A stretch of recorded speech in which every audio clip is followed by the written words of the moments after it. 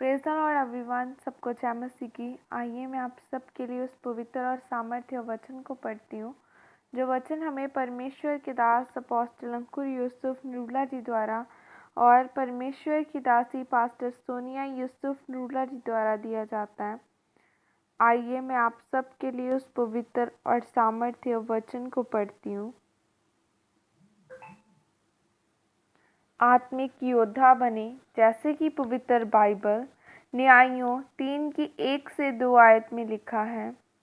उन्हें परखने के लिए यहोवा ने इन जातियों को देश में इसलिए रहने दिया कि पीढ़ी की पीढ़ी के इस्राएलियों में से जो लड़ाई को पहले न जानते थे वे सीखें और जान लें। आमीन। मेरे प्रियो, एक बात हमेशा याद रखें कि परमेश्वर के राज्य में आम लोगों की कोई जगह नहीं है, क्योंकि परमेश्वर के राज्य में एक योद्धा ही प्रवेश कर सकता है।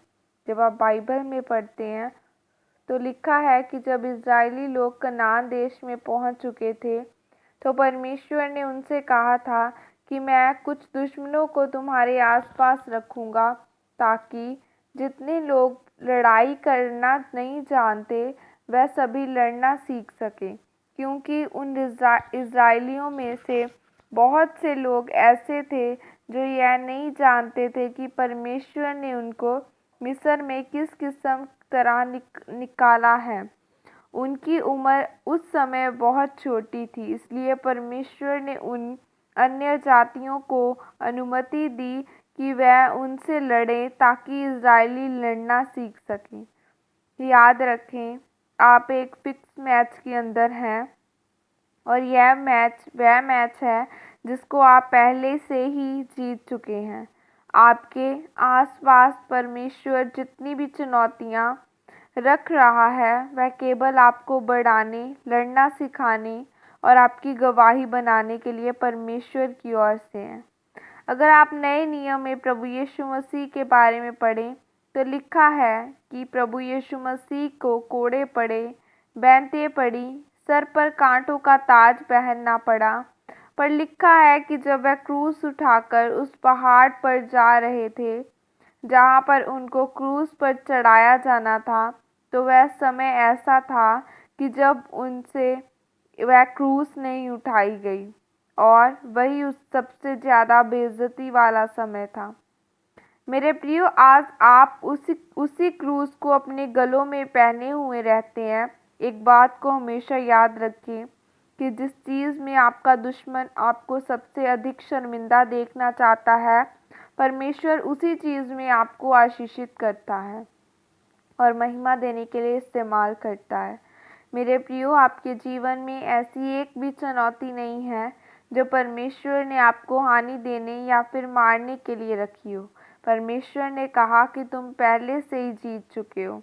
अब ज़रा सोचिए कि अगर आप परमेश्वर के द्वारा पहले से ही जीत चुके हैं, तो फिर आपके जीवन में चुनौतियाँ या परेशानियाँ क्यों हैं?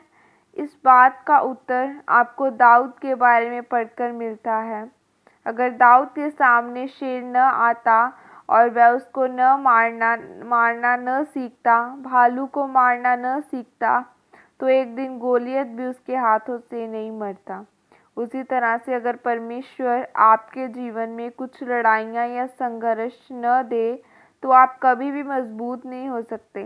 परमेश्वर आपको अपने जीवन की बड़ी गवाही देने के लिए पहले छोटी छोटी गवाहियाँ देता है, जो आपको संघर्ष करना से बनती हैं। वही संघर्ष आपको लड़ाई से परमेश्वर जानबूझकर आपके सामने रखता है। इसलिए कभी भी उन लोगों की बातों का गुस्सा ना करें जो आपके खिलाफ हैं, क्योंकि यह परमेश्वर की ओर से है ताकि वह आपकी ताकत को बढ़ा सकें।